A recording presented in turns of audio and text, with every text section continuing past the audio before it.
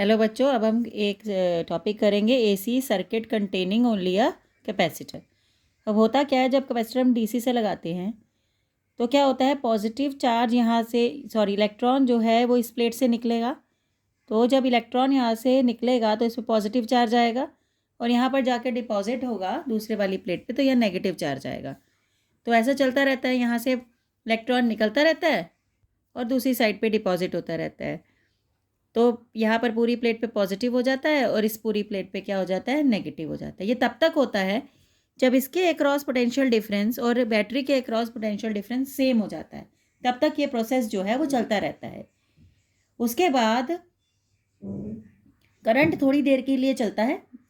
Ammeter जो है बिल्कुल एक मोमेंट के लिए डिफ्लेक्शन दिखाता है, ठीक है। और उसके बाद एसी जो है डीसी को कैपेसिटर ब्लॉक कर देता है। अब अगर हम इसके साथ आर भी लगा दें रेजिस्टेंस, तो ये चार्जिंग जो है वो थोड़ी सी स्लो हो जाएगी, ठीक है। It will take longer time, और लॉन्गर टाइम ये मतलब मैक्सिमम वैल्यू चार्ज की पहुंचने तक जो है वो मैक्सिमम टाइम लगाएगा। अब बात करते हैं हम टाइम कांस्टेंट की, कि टाइम कांस्टेंट क्या होता है।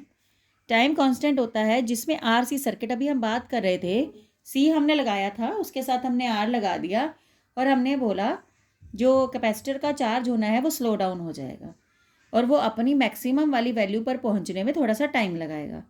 तो टाइम कांस्टेंट कैसे डिफाइन करते हैं?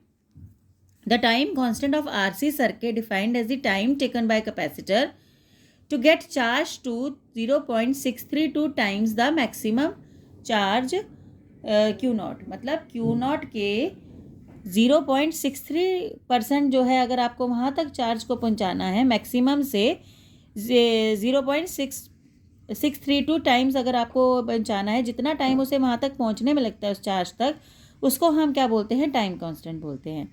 लेकिन अब अगर हम कैपेसिटर को एसी से कनेक्ट कर दें तब क्या होगा? अगर हम कैपेसिटर को एसी से कनेक्ट कर देंगे तो पहली हाफ साइकिल में वो चार्ज होगा, फिर दूसरी में वो डिस्चार्ज होगा, एसी में फिर चार्ज होगा, फिर डिस्चार्ज होगा। तो ये एसी को आराम से फ्लो होने देता है, क्योंकि एक साइकिल में वो चार्जिंग करता है और दूसरे साइकिल में वो क्या करता है, डिस्चार्जिंग करता है।